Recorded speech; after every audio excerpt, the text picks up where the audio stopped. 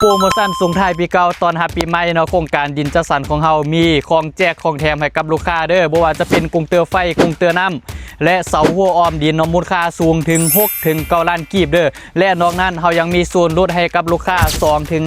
5% ทุกๆตอนเลยเด้อเพียงแต่ลูกค้าเอาเงินมาจองดินกับพวกเขา5ล้านกีบจะได้รับเงินสดหรือว่าของแถมมูลค่า6ถึง9ล้านกีบกลับไปเด้อเดี๋ยวจะพามาเบิงดินสำหรับผู้ใดที่ยังบ่ทันฮู้ว่าดินของเฮาอยู่จุดใดเนาะ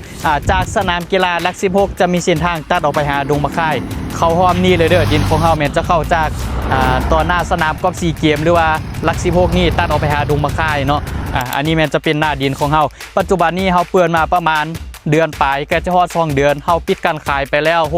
60%อันนี้มันจะเป็นดินเดิมดินงามแบบนี้เนาะราคาสมผล